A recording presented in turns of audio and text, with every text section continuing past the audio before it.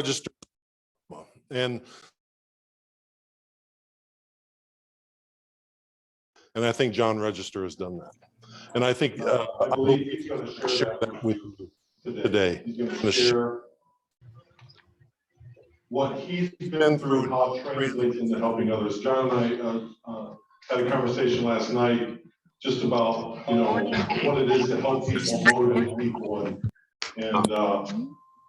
he was talking about his colleagues. He's like, you know, during the pandemic, everything going on, he goes, this is the time we've worked for, right? This is the time we've built up to. So let's get out there and help people. So we're so honored that John has joined us today. Sorry.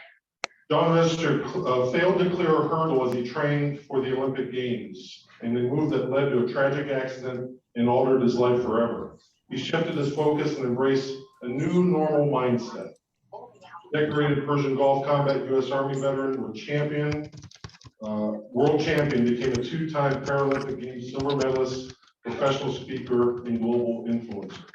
John amputated his fears and founded the U.S. Olympic Committee Paralympic Military Sports Program. In the spring of 2020, he authored 10 stories to impact leaders.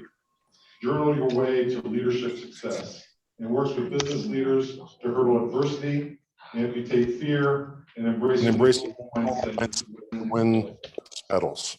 The artificial leg is used to win the silver medal and displayed. The artificial leg he used to win the silver medal is displayed in the Olympic and Paralympic Museum in Colorado Springs, Colorado. I am so pleased to introduce to you John Register.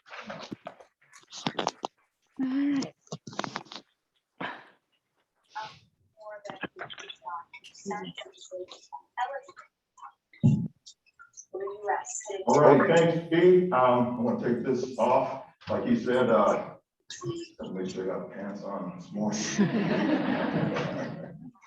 This over here a little bit as well. Last one I had too. All right. You can't see that on. Okay, first of all, I can tell y'all to stop clapping. Get some energy going in this room. Love it. For those of you out there that were clapping on our side, I can't hear you because you're on the How many of you know about the Paralympic Games? The new rule's going to be it's going to be dropped. The new rule's actually going to be dropped on Thursday, is what they're saying. We got and I'm on the swim team. I get out of the pool, my wife, Alice, Hands me a towel. Alice is very pregnant with our daughter, Ashley. My son, John Jr., he's about 8 years old, so time as well. And then when I get out of the water, I look over on closed circuit television, and there is a gentleman on the long jump runway who's an above the knee amputee. Now, I've never seen a person run leg over leg in a long jump on an artificial leg at this point. I mean, I was at Arkansas, I was a 27-foot long jumper, go Pigs. I know I'm around the Ohio State Buckeye area, but you know, I used to love coming to Ohio State because it was so easy to take those medals back to Arkansas. So I'm watching this guy on the long jump runway, and he begins to run leg over leg, faster and faster down this runway. And he hits the takeoff board, he leaps into the air, and at the apex, the height of his flight, his artificial leg flies off. Right. He lands here, artificial leg lands about 3 feet up in front of him. Entire crowd does a Macaulay Culkin, Home Alone. But that long jumper, quick as a whip, turns back to the official and says, so where are you going to measure my jump from? From right here, my artificial leg landed up there. And I said, oh my gosh, it's a brilliant attitude to have. So as I'm kind of intrigued with it, like I said, my wife, very pregnant with our daughter, Ashley, and my son, John Jr. there, as I'm watching him, she's watching me. And what she has seen is she has seen me shift from the pool in Atlanta to the track in Sydney, Australia, which will be 4 years down the road. She saw me go from a mindset to a mind sight, which is coined by Dr. Martin Siegel. And that mind sight says that I don't care what anybody kind of says, I'm going to make that Paralympic team in 2000 and be on that long jump runway and beat this guy who can't seem to keep his leg on. And I hadn't even taken a running step on an artificial leg on a blade. And that's kind of the thing about that, right? Is, let me go back on my slides here. I'm not ready to go there yet. Can I go back? No? That's good. And that's kind of it. You know, in that moment, she saw me shift.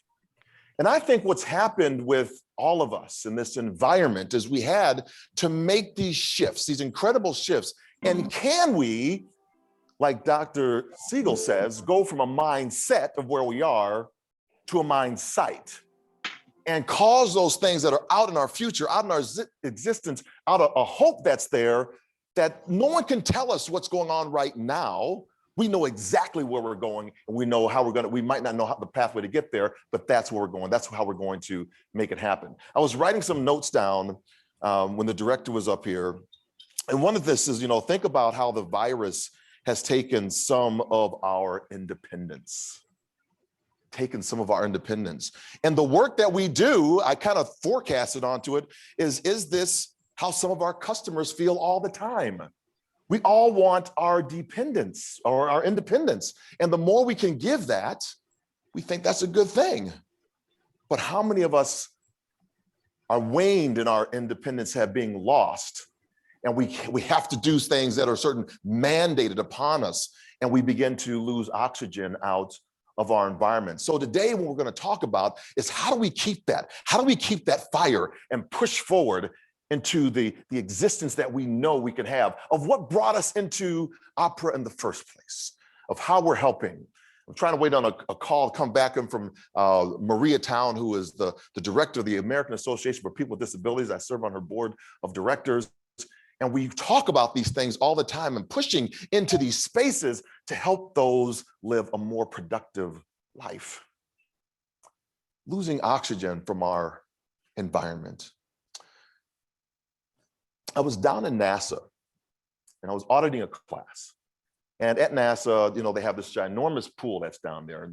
And in this ginormous pool, these astronauts are training underneath the water for maneuvers that they're going to do in outer space. And our instructors always kept telling us, these environments are so harsh for these astronauts to work in. How many would agree with that?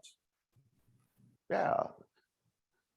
You can raise them up higher. You can do that. I want to see, okay, good. As we left the pool, in this ginormous pool where the International Space Station is submerged underwater and these astronauts are working, I began to think about that on the way back to the headquarters that afternoon. And underwater, or in outer space, is the environment really harsh? Is it really harsh? Or maybe it's only harsh if we don't bring oxygen into those environments. Because the environment is the environment. The environment's going to shift, it's going to change. How do we show up in that environment? If we show up without oxygen, what happens? We die. But what happens before we die? We die slowly. We die slowly. And before we're dying slowly, what usually happens when lifeguards are, you know, they're taught to come up from underneath the person to save a drowning, potential drowning victim? Why are they taught to do that? Because they'll fight. And when they fight, what type of state is that person in? Panicking. We panic. When we panic, we don't have oxygen in our environment, we do some crazy stuff. Like we pull other people down under with us. What was the telltale sign that we in the United States were in a state of panic when COVID first hit? Toilet paper. We bought toilet paper because that was going to fix everything. As an international speaker, I was in Dubai. I have friends in Uganda. I have friends in South Africa, Tokyo, all across the world. They were all calling me on my WhatsApp application saying, what is happening in the United States? Do you all need aid? It was amazing to see that shift happen. And I had to understand, in those moments, what happens to me when I panic? What are the signs that show me I'm in a panic situation. Do I follow the crowd? Do I follow the advice of my friends? Do I follow society's advice? How do I show up in a panic situation? I was at a gate waiting area about a few days before going down to those games in Atlanta where I saw that gentleman in a long jump runway. And as I was sitting there in the gate waiting area, I was not in my best attitude, my best state of mind. Because see, I was with my new Paralympic team members, about 60 of them. And I wanted to be on the Olympic team, not this Paralympic team. And all I could see were people in front of me who had disabilities, physical disabilities, visual impairments, blind, paralysis, cerebral palsy, and amputees like myself. And I was like, what's the value? What's the benefit of being on this team? In fact, I'm sitting next to a gentleman. He's in a beautiful three-piece Armani suit. He's got gator skin shoes on, pulling this Louis Vuitton bag, and he's talking so loud on his cell phone. I just want to reach out and touch him. But I kept my hands to myself. What's the value? What's the benefit of being on this team? The gate agent, she gets up to the lectern with herself and she says, ladies and gentlemen, flight number 300 is now ready for passenger boarding. Will everyone who needs a little bit more time and assistance, please get up aboard the aircraft at this time. So 60 of my teammates and I got up and started walking down the jet bridge. I said, oh, benefit number one. That's a perk. So I get on board the aircraft, I go back, I sit by, the 17th row, I like the window seat, 17F, I'm just kind of watching over there. And I'm watching out the window and I see this amazing spectacle as I turn back of all my new team members coming on board the aircraft.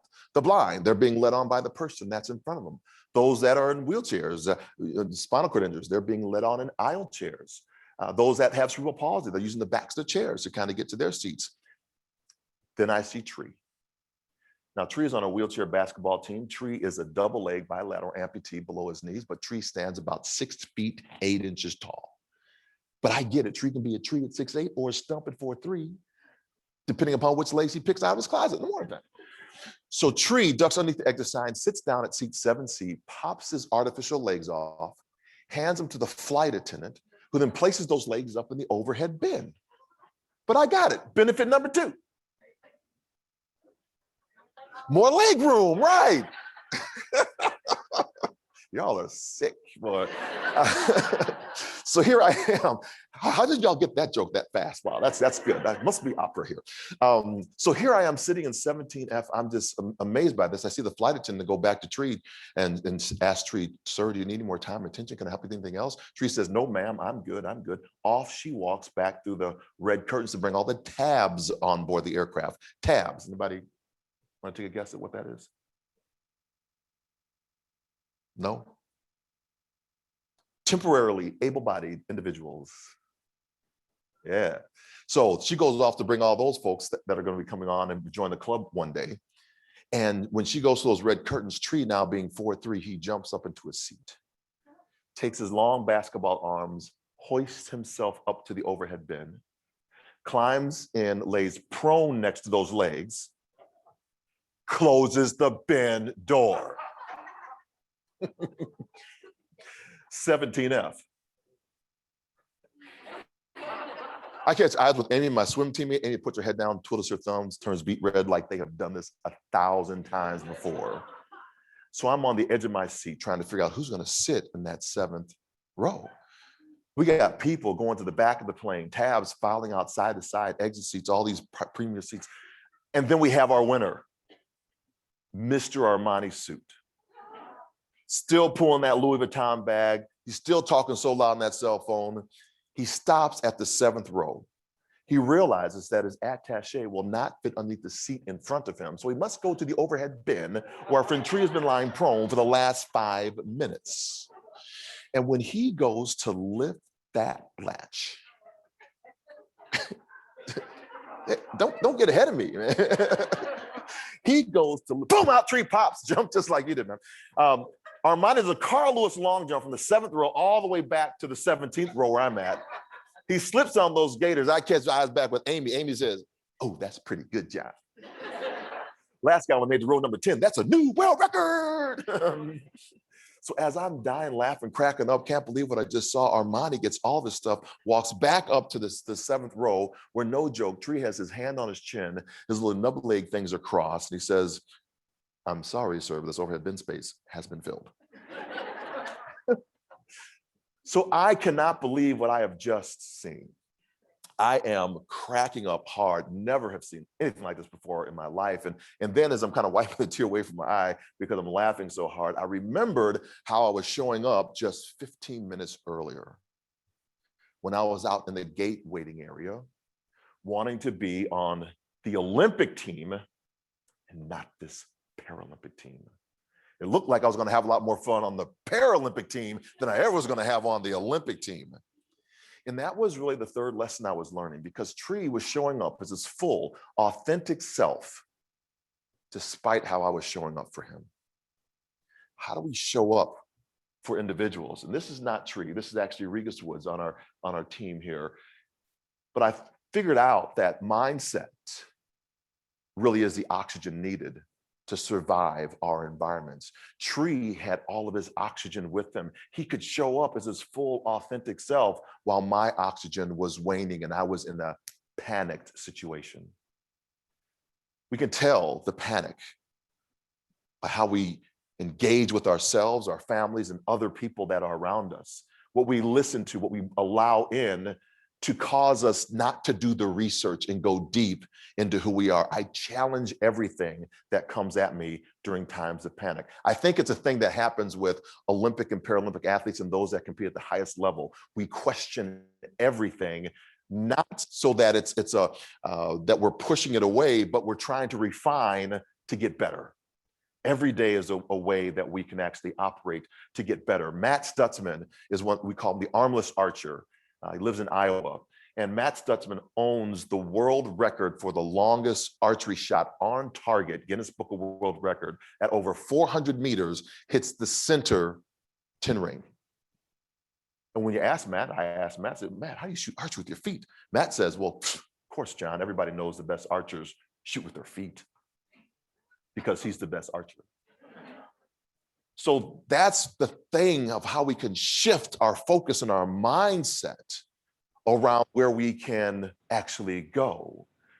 Because he's so confident, he's gone from a mindset to a mind sight. He sees the vision of where he desires to be. Where do we desire to be? How do we see ourselves in the moment that we're in right now with all these rules and regulations that are coming in from DC or coming in from our local state or counties, wherever we might be, and we're being challenged in the mindset moment?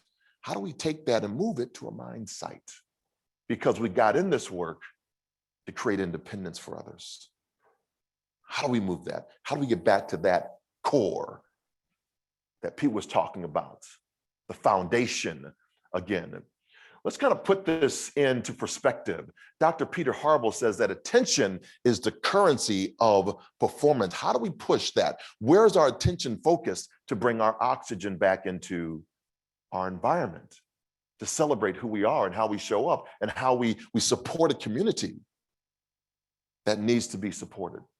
So we're going to do a little experiment, because I love doing experiments, and you that are playing out there in the homeland area as well, you can jump in on this one as well. We're going to try to lock in the learning. As you'll know, I'm a person that likes to do a story, a point, an application, and then we do some type of activity so we can all lock in the learning, what we just heard. And so this is that activity. If you would not mind, please stand up where you are. Please stand up. And you can stand up at home as well. Stand up. Yes, take a stretch from your desk. If you don't have pants on, we don't want to see it. Find a partner. So if you got somebody that's around you at home, find a partner. Just find a partner, someone around you. If you got the cat, the dog, or whatever, do that. Find a partner. Face your partner. Face your partner. Find a partner. Face the partner. When you have faced that partner, take one step closer to them as you feel comfortable. Take one step closer. And then I invite you to look up and down your partner's body with significant intent. Look up and down their body, significant intent, with intent. Yes, with intent. With intent. All right. Once you have taken it all in, In the military, we say a command called about face. Go back to back, change 3 things about your appearance. Without your partner knowing, change 3 things about your appearance. Without your partner knowing, change 3 things about your appearance. If you're playing at home, just change 3 things about your appearance. And because we're gonna talk about that in a moment. Change 3 things about your appearance. Once you have changed those 3 things, give your neighbor a tap, turn back around, guess the 3 things that were changed. Once you have finished that, turn back around, guess the 3 things that were changed.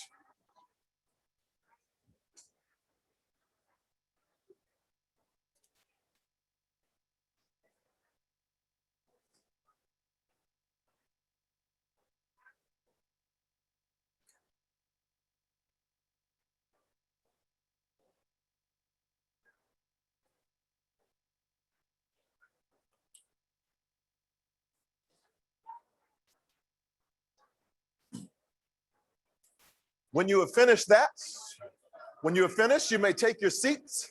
When you have finished that activity, you may take your seats. When you have finished, you may take your seat. When you have finished, you may take your seat. When you have finished, you may take your seat. When you have finished, you may take your seat. When you have finished, you may take your seat.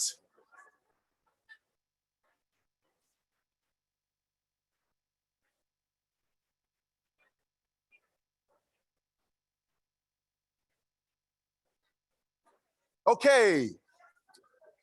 What was the very first thing I asked you to do? Stand up is the actual right answer. Fantastic. How many of you said, when I asked you to stand up, oh my gosh, another freaking speaker is going to ask me to get out of my comfort zone and stand up. Oh gosh. Thank you very much. Appreciate that.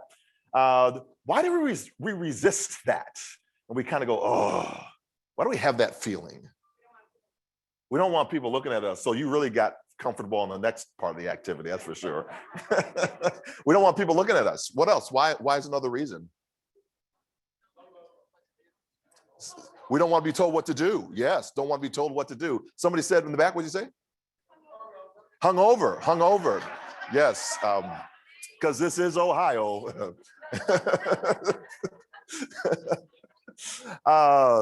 Let's see, anybody else? Shannon, anybody online saying anything? Nothing yet, okay. So if you're online, Shannon is running script for us, so she'll let me know what's going on back there. So if you want to jump in, I'll catch your comments from Shannon. What else? Hungover, we got don't want to be told what to do. How many never want to be told what to do, right? Don't tell me what to do. I know my rights. Don't want to be told what to do. And then what you said over here, we don't, what was it? Didn't feel comfortable looking at each other. That was the other, yeah. Okay, right, we don't, because you know what happens? Here's what happens. Our brains, they formulate and stop doing anything at 25 years of age. It stopped. All of our synapses have formed. So that's why it's so, when we want to impress people, we got to do it when they're early on in years, because after 25, we're done. We don't want to do anything. And our brain wants to take the easiest path to get something accomplished. And because it wants to take the easiest path, we don't want to do things. We resist them. That's why it's very hard to break patterns like that. Stephen Covey said it takes 27 days to break a habit or form a habit. It only takes 1 day to break it, right? I'm trying to go on a little diet. So I got rid of chocolate yesterday. Yeah, this morning, right? I had 3 pieces. I missed it. They're small, yeah, they're small. So like it, I can have those. Right, so we resist those things, and we don't want to change. It's very difficult because our brains are wired that way. So what's the next thing I asked you to do? Get closer? Almost, all right. Almost. Pick a partner is right, yep. And then what? Face the partner, okay, then what? Get closer. Get closer. Right, and then do what? Look them up and down with? What type of intent? Significant intent. How many felt very comfortable doing that? We got, okay, so wife, okay, you got your wife, that's good. So you should feel comfortable, or that's the right thing to say in front of your wife. Anybody else feel comfortable doing that? Anyone else? One, okay, one. Did you have a spouse with you or something? No? You just felt comfortable? Oh, comfortable with everything. Ohio police want to see you outside after this. I'm just kidding. Why don't we like doing that? We get so close and looking up and down each other's body. Insecure. Oh, wow. Okay, like that. Okay, Insecure. Good movie. Oh, HBO show. What else? Huh? Pandemic. We're in a pandemic. We're getting close. We got these masks on. Oh my gosh, I'm freaking out. Right. And so we're like, I don't know if I want how close I want to get. Right. Some people got close. Some people stayed away. And we see that because we all have different levels of comfort with us.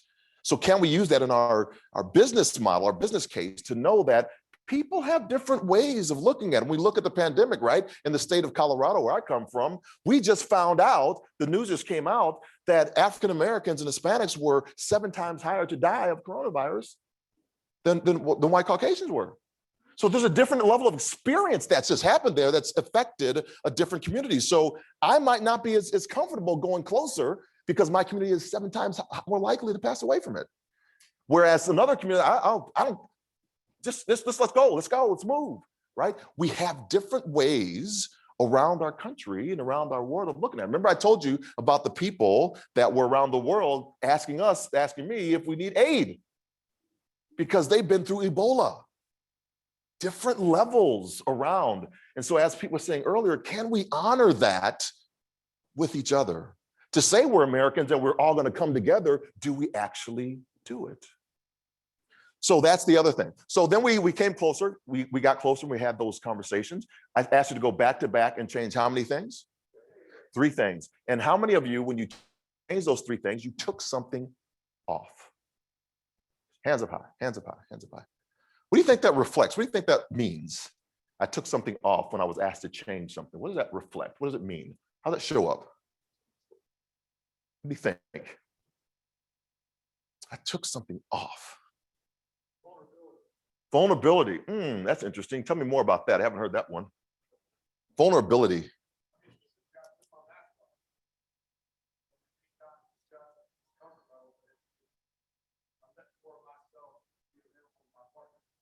I like that. Let myself have more availability to the partner I'm working with. I like that. I haven't heard that. That's good. I like the positivity of that answer of kind of being more vulnerable. Most of the time when I get this, I get that I'm afraid I'm going to lose something in when I take things off. I'm going to lose my independence. I'm going to lose my rights. I'm going to lose something. And so we reflect that by shedding, by taking it off. We have the Great Recession that's going on right now, not the Great Recession. Why is it always great in the United States? The Great Recession, the Great Debate, the Great Resignation, right? We see these things happening and people are leaving because of a change, a shift. So we feel we're going to lose something, so we allow it to shed. I was listening to Gary Kelly, Southwest Airlines, and what he began doing was getting on the airlines with all his employees every single day, well, every other day, because my wife's a Southwest Airlines flight attendant. And so I was eavesdropping in on her conversations every other day. And the thing he said consistently, every time during this 30-minute session he had every other day was, we've never laid anybody off at Southwest Airlines. We're not starting now. We got to figure this thing out. We don't have the direction. We don't know the end state, but we know we're going in this direction. And he said that every other day. What do you think that did to the employees? Undergirded them. He didn't say that we got this thing licked. He didn't say that. He said, we're going to figure it out as we're going. We may have to sacrifice together. But here's what I'm promising you. Most of the people that I was around, some of the companies that I worked for before, the first thing they did, the talent that they hired that said that there was the most important thing for them to have on their team, they got rid of them to protect the bottom line. And we needed those individuals to move the company forward. No matter what, we're going to try to put that thing forward, however we could actually do it. And it's hard work. It's not easy, but is it necessary to help the people that we said we're designed and desiring to support and to help? So we shifted that. How many put something on?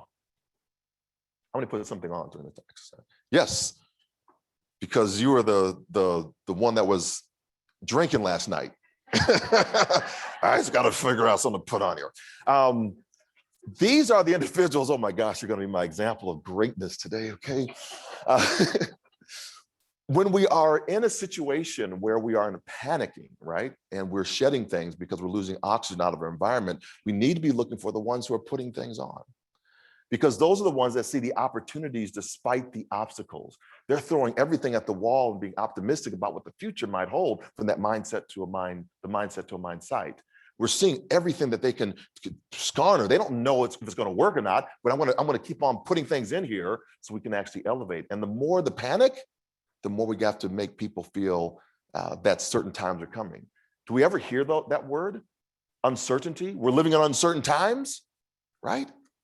The question I always ask back is, when do we ever have certainty? When do we know what was going to happen tomorrow? We never did. We had some rituals in place, the rituals that led us to a rhythm, the rhythm that elevated us to a rise, and the rise that created the desired results that we wanted, but we never knew exactly what was going to happen. Because if we had known, we would have been prepared for COVID. It's just as simple as that. And so we have to begin to understand we need to be putting oxygen into our environment by looking at the things that we can place on ourselves, that we can put in.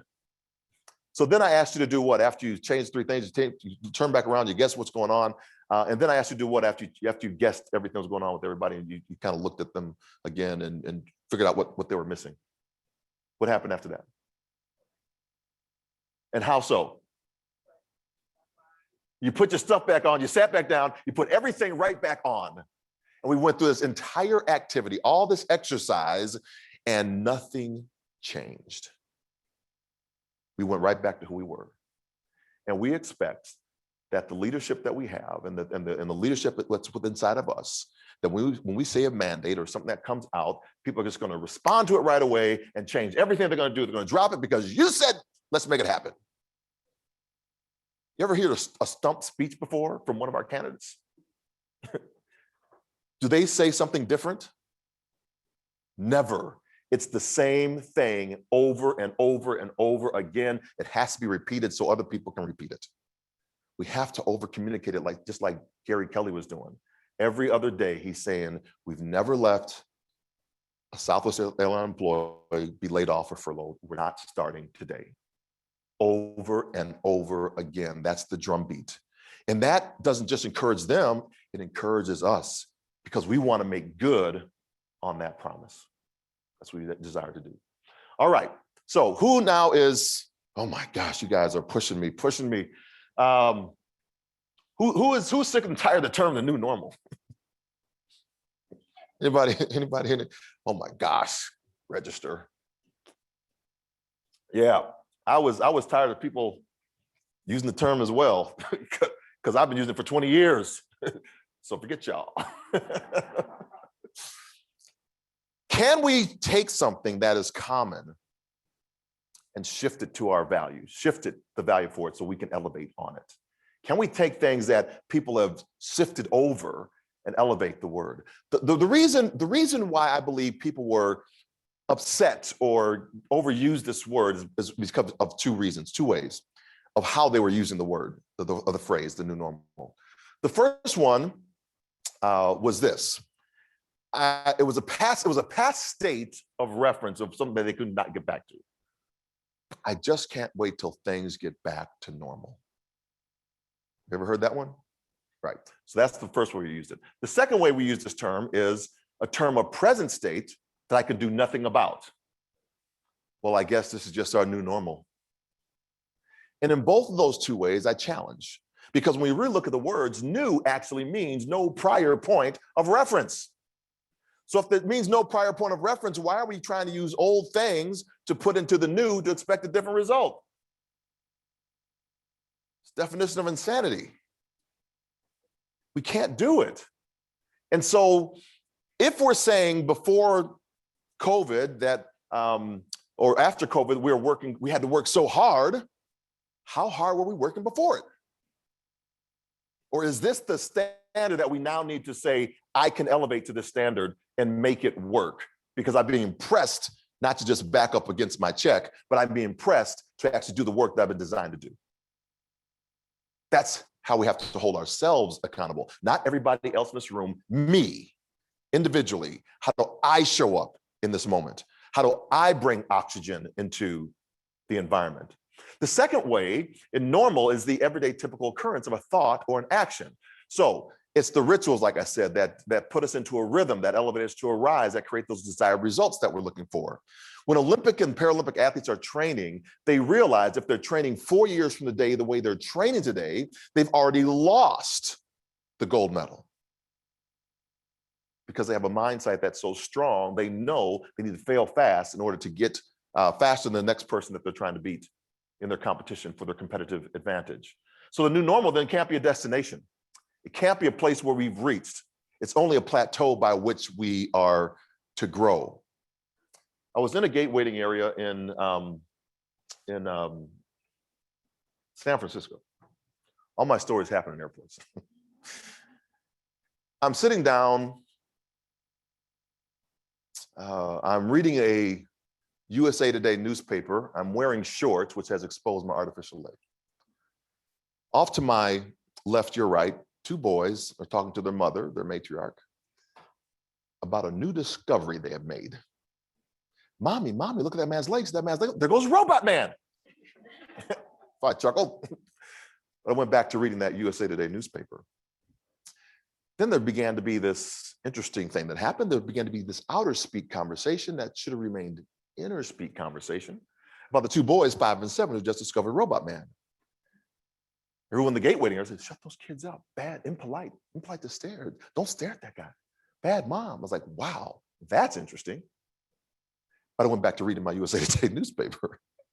Then out of the corner of my eye, I see the woman. She gets up, starts walking over my direction. And I think she's going to do like the song says and just walk on by. But no, she stops, leans in, says, excuse me, sir, my children absolutely fascinated by your artificial leg. Looks like you've overcome so much adversity. You're such an inspiration. Would you please tell them what happened? No one's ever come up to me in such a public setting, asked me what's going on with my artificial leg. And now in the space between her question and my response, I'm trying to figure out an answer. Why does she think I've overcome so much adversity? I mean, I could have just been born this way. Why does she think I'm such an inspiration? I could be an axe murderer. I'm not. Yet. And why was everybody else that had that outer speak conversation that really should remain inner speak conversation? Now, are they now leaning in? And in the space between her question and my response, I found my answer. I didn't overcome the adversity. You see, 6.5 years earlier, I was lying in a hospital bed in Wichita, Kansas, Wesley Medical Center. My wife, Alice, is holding on to my left hand. My parents down in Dolores Register on the opposite side of the bed. My son, John Jr., is 5.5 years old, playing with a little toy train at the foot of the bed. And the pain was unbearable.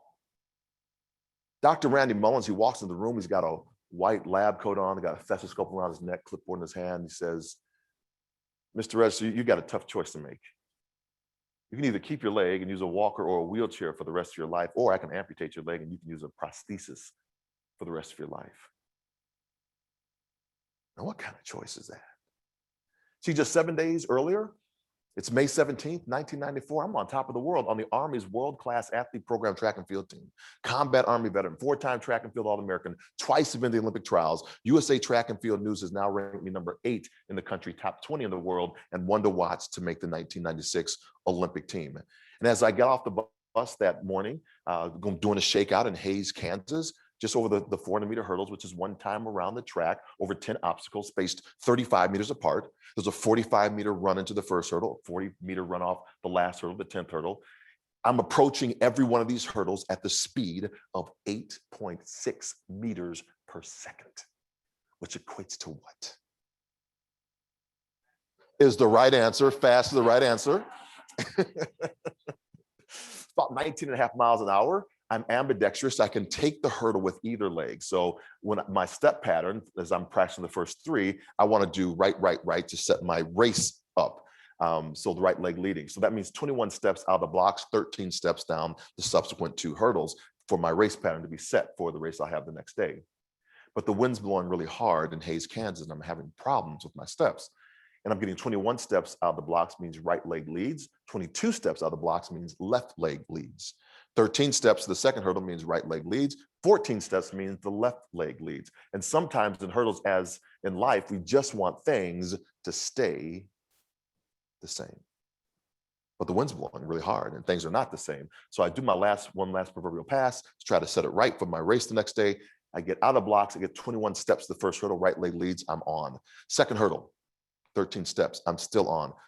Third hurdle comes into view and I feel that Kansas wind push against me, but I push back against the Kansas wind and I realize I'm gonna be short and have to take the hurdle with my left leg leading at 14 steps. No problem, off the right leg I go, cross the barrier with my left leg, hit the ground and I hear, my body sails and twists in the air and I see my left shin pass in front of my face. My shoulders hit the ground. I bounce to a halt.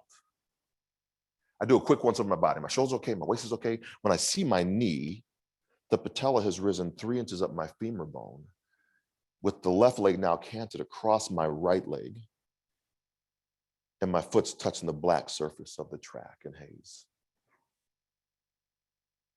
Now, let me step off the track just for a second, because a sharp second lieutenant named Michelle Dickens, she took 9 pictures that day and documented the event. And about 7 years ago in the Pentagon, she gave me these pictures. And the next picture I'm going to show you is one of those pictures that she took. If you're a little bit squeamish, you can look away for about a minute, minute and a half. If you're like the first responders and some of the veterans I talk to, you can say, show me it now. If you're undecided, you can do this.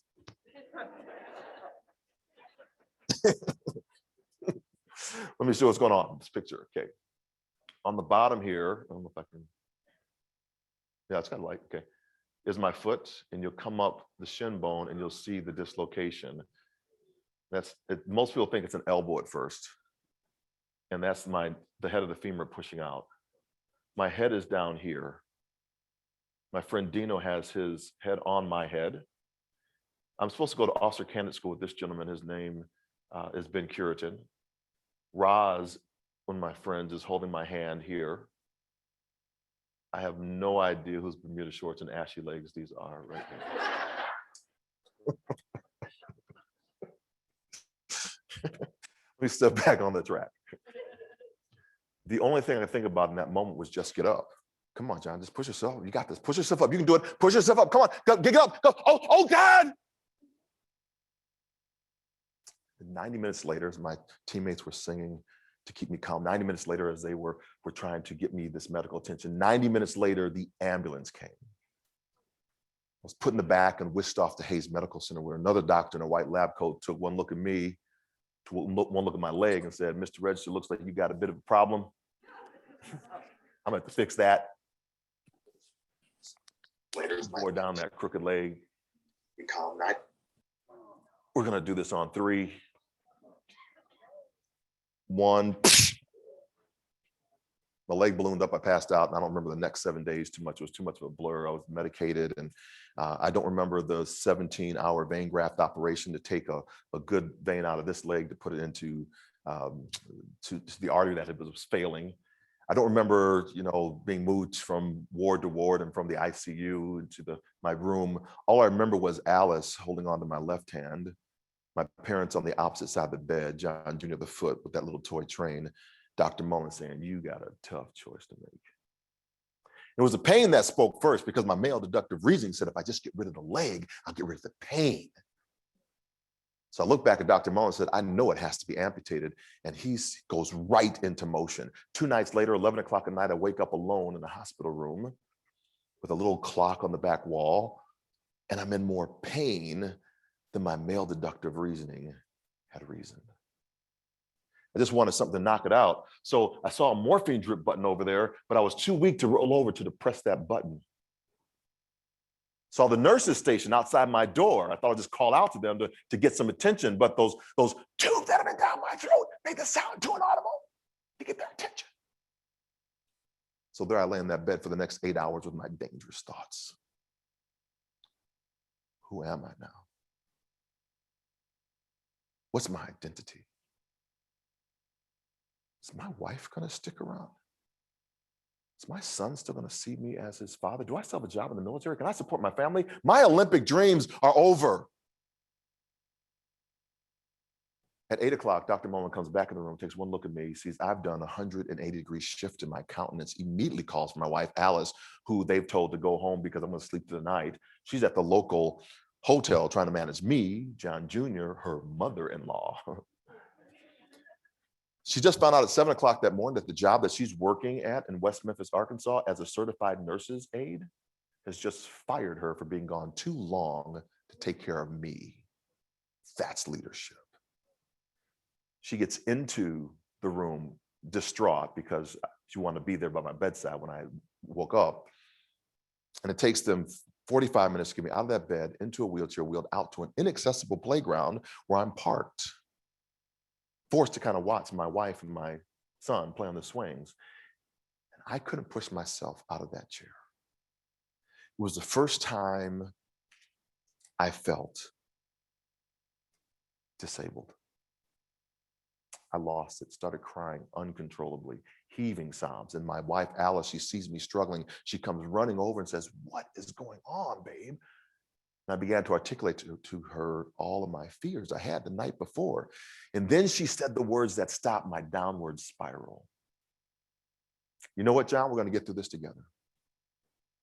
It's just our new normal. It's just our new normal." When she spoke those words, she baselined my entire existence, undergirded me in those moments, in that one moment. And as I'm kind of wiping those tears away from my eyes, I see John Jr. He comes up, hits off the swing set, hits the ground, comes running over. "Hey, Mom, Dad, you see my big jump? Mom, Dad, you see my big jump?" He jumps in between myself and Alice. And in that moment, I realized he has just validated me as his father. He's just created his new normal. That's what I had to do. I had to create my new normal. So in that space between her question and my response, I found my answer. I didn't overcome the adversity, because had I overcome the adversity, I'd have my leg back. So the question is, what was it? What is it that I overcame? What do you think, as we pause the story right there? What do you think it is I overcame? Let's see how much time we got. No, 10 minutes, we're good. What do you think it was? Mindset, yeah, very good. Yeah, mindset. What else do you think? Shannon, we got anybody else chiming in? Come on, people, you stop getting eggs and bacon. let's put some things, give Shannon something to do, give her some work. Prior expectations of what should be. Prior expectation of what should be, yes. Adversity, yes. Huh? Panic, yeah. So there's some fear that's going on in that panic situation, yeah. All those things are relevant, right? Did we have some of those things when COVID first hit? So it's not an uncommon experience. We all go through these cycles. And how do we show up in those moments? Who's around us in that moment when we have lost oxygen from our environment?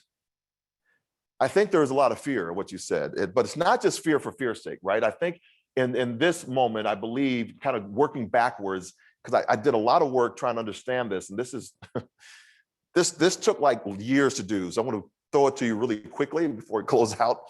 And I do this like in a half-day, full-day training seminar. We work through some of these things. But there's fear, and I think there's three things within inside of fear on this pathway, on this journey. There's this fear of self, of what I was thinking with my wife, that she might leave me, but that really wasn't the fear. My fear was, am I still desirable? Does she still desire me? Is she going to take the for worse rather than the for better? That's the fear. Do I still belong? Is the fear. If I don't belong, how do I show up? Does my son still see me as dad? Do I still belong? Does he still see me and value me in that way? If I don't, then what does that say about me? How have I been living my life? That's an inward reflection question. It's not on anybody else. It's not external. That's why I say the work is with us. I have to look in the mirror for me on that question. And only I know if I've done the work on it or not. The second one is fear of others, other people believing for us what we can or cannot do, which is based on what they believe they could or could not do if they were in our situation. How many times do we have people that are trying to dictate to us what they think is the right way to go, and we have another way that we want to go? We already got our mind sight, and you're trying to mess with my mindset that's right now. And how do I show up in that space with myself? Do I do it with my fears or just kind of follow the crowd? We saw this. We saw this so many times, and I think it's coming out. I think the last time that we were in the United States had resilience was in World War II, because that's when we truly all came together as a country, because it didn't last for just 18 months, 20 months. It lasted for years where people were in breadlines. That's why that generation holds on to things, because that's what they remember. They don't want to go back into that space.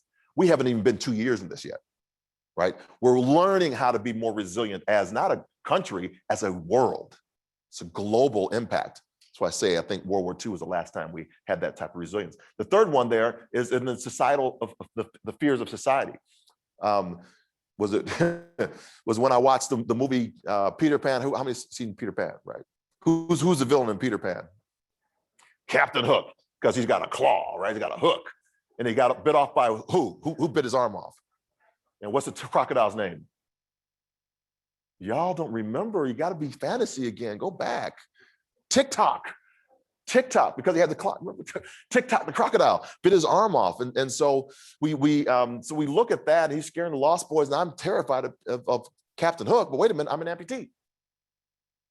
Do I see myself as the one who's scaring kids? Is that why people in the gate waiting area tell that woman and those children to go a different direction?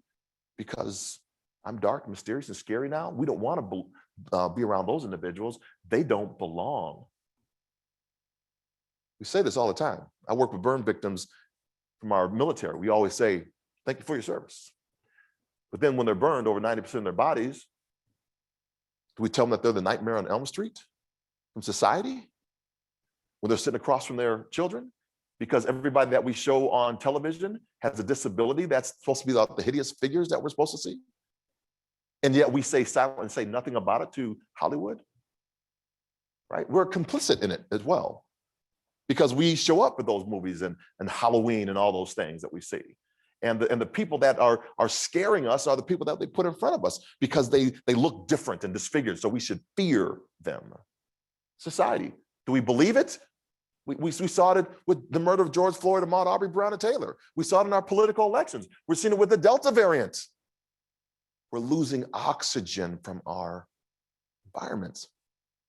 What do I do about it? Not them, not the others, not left versus right. What's my responsibility to it? That's the cause. That's where I hold people accountable to. But there's a way out. I believe the first thing is we have to recognize there's a reckoning that comes in the rebuilding. The reckoning is I don't get things back the way they used to be. I don't get my leg back. We don't get back pre-COVID. It's gone. It's gone. That normal's out of here. So now how do I show up in this new one? And that becomes this redefining moment right here, right? This redefining moment that I can see a mind sight that's ahead of me, and I can build that into my existence right now to move myself and my company, whoever is in my world, forward. But that comes with a price. This reckoning comes with a price, and that price is the release. Will I release to that vision that I have? Will I release to what I know is the right thing to do, or will I be stuck with these other people over here? I can't move forward because of what other people will think of me for doing the right thing that I know to do true for me. Because I want to, in this area, society and fears over here, what's the driver? Why do I want to stay here? Begins with the word B, the letter B. I always want to belong, blank, that's funny. I always want to belong. I want to belong. And if I don't feel as if I belong, I will do anything. I will claw, scratch, fight to belong in that area. We see people just going crazy because they've lost oxygen from their environment because they don't want to be cast out from their crowd. We want to belong. If we choose to release, we jump. This is what I call when our truth has outweighed our fear, we will commit to the jump. And that gives us onto this other point of over here, and that's from the release into a rebirth. And the rebirth is very difficult. It's very hard because now we have to unlearn what we have learned and now relearn it and reinsert it. We're having a huge debate right now, right, in our whole country around that. But we learned from George Floyd and Ahmaud Arbery and Breonna Taylor that we didn't learn the entire history. And some people are saying, I don't want to learn the entire history. And some other people are saying, we need to know the entire history. It's a big debate that's going on in our country. But it's not about them or those. It's about what I think is correct. If I want the entire facts of a case before me, if I'm be presented before a judge or something, and I want all the facts on my side, should it translate to other areas? And if it does, then that's an easy decision. But it's hard because we want to belong. That's why. So then we get the rebirth. Once we do the work, for me, the work was not going to the Paralympic Games, was standing up on my good leg for 15 seconds in the hospital room. And then 30 seconds, and then manipulating a wheelchair to prosthetic appointments, putting on an artificial leg, walking between the parallel bars to walking around the hospital on a 4-bar walker, walker to crutches, crutches to a cane, cane to free walking to swimming, swimming to running, running to jumping, jumping to a medal at the Paralympic Games. 7 years that took. And we want it now. It takes time to do this work. That's why we're at the beginnings of this thing. That resolve then will turn into our freedom. The resolve is, I know exactly how I'm showing up. I know exactly who I am. No more am I going to go to these other people over here. They need to catch up to where I am. It's not because it's braggadocio, it's just because you've done the work. Personally, you've done the work. So you know exactly how you're showing up because you've done the research. And the research is valuable because now you can be a staple for somebody else who's just kind of back there talking about what other people are saying. I don't want to know what other people are saying. What are you saying? Tell me what you think and why. Give me your research for that. That's how we elevate and hold people to a higher standard. And you have the voice in this room right now to elevate the conversation. It's your role as leaders to elevate this conversation. It's not Washington's job. It's not the organization, at the state level. You have to elevate it. Why? Because of your voice, of the work that you have done, why you got into this business. And that's going to help those that are living with disabilities, developmental disabilities. So that equals our freedom, our liberation. When our truth outweighs our fear, we commit to a courageous life. In the workshop, I take away that we commit to a courageous life. I say, when our truth outweighs fear, ... What do I do when my truth outweighs my fear? That's the question I leave for you in the room, and that's the question I leave for you on the camera. Our truth outweighs our fear. Okay, got 2 minutes. Y'all pushing me way too hard. Ugh, yes, y'all slow, but you're worth waiting on. Okay, so the woman, she gets up. She says, oh, what happened next? I said, oh my gosh, I'm so glad you asked. I started swimming for physical therapy. I got so fast in the water that I somehow fluked up, messed up, and actually made the Paralympic swim team. So I go to start swimming for physical therapy, and I get on the team. And I see all these athletes running and jumping on artificial limbs. I see this guy, his leg flies off on the long jump runway. And I said, I got to get one of those things made. So I go to Sydney, Australia. We got sound on this? Go to Sydney, Australia. And these were the results. Sound, yeah. Okay. Let's take a look at the men's long jump F42 finals starting this. And Lucas Christen from Switzerland is the dominant one in this field. He holds both the world and Paralympic record in this event. Victor Goriansen from Sweden is up now, ready for his third attempt. It's not a bad effort.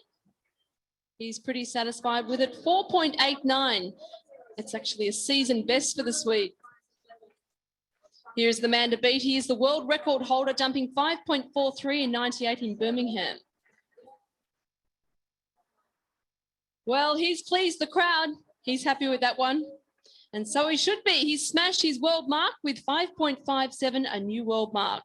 Well, the pressure's really on now for John Register from the USA. 5.57, the mark to beat. Nice lead up, but it's short. He's not able to take the gold from Kristen, but he does move into second spot. So here are the results of the men's long jump final. Gold to Kristen, silver to Register, and Gorianson home with the bronze. Woo! Yeah. Thanks. You know, I do qualify that every time I see that video, I think I'm going to win the gold medal. Missed it again, but silver wasn't too bad on that one. So thanks.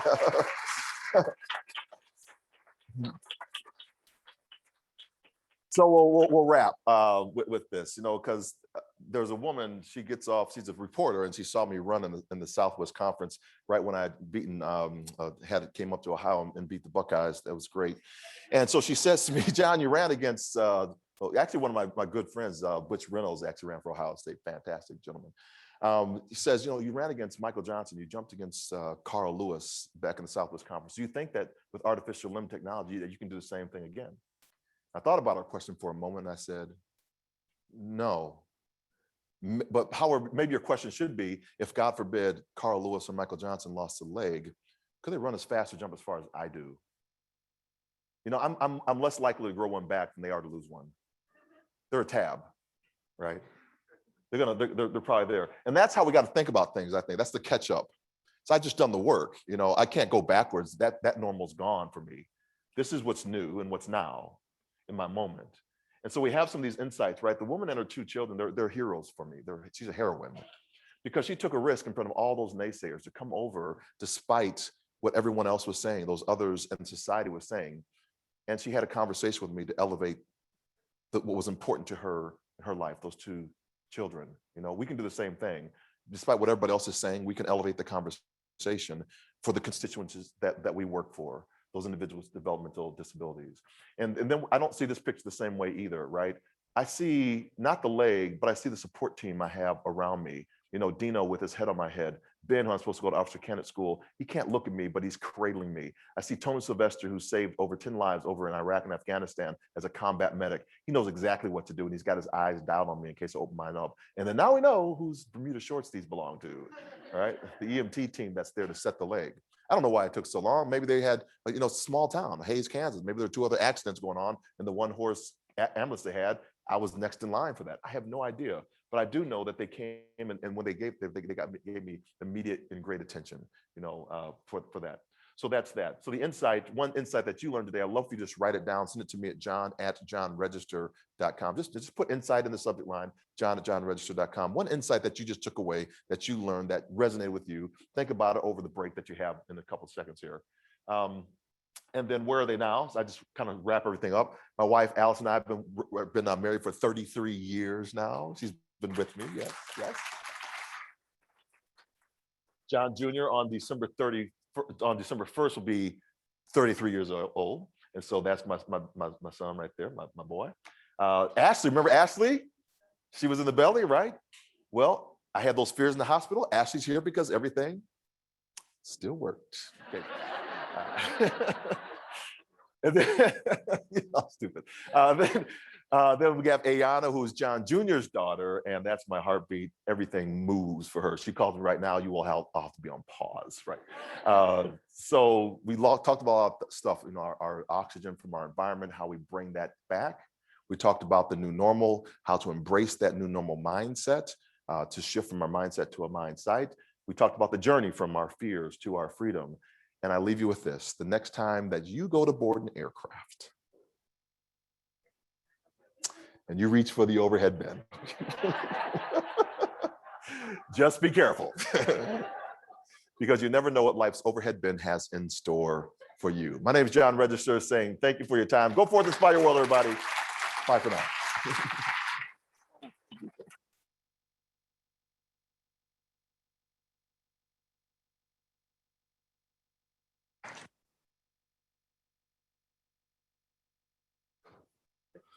Oh, amazing, John. Thank you so much. Thank you. Please give John another round of applause. Amazing. He was doing really good till he insulted the Buckeyes. Now, John, we're gonna have to escort you to the airport. We want, yeah, I know you are. Want to thank Circulo too for sponsoring John today, and thank you everyone for your attention. We're going to take a break till 10:50 just to give you a little update. If you could visit with the vendors, we would greatly appreciate that and appreciate them for their partnership. We are going to have some news came down about the vaccine mandates this morning. So we're going to use the legislative update session this afternoon to provide you all the updates you need on those. Our team is working on updates as we speak. So we will see you back here at 10:50 for our second plenary session. Thank you.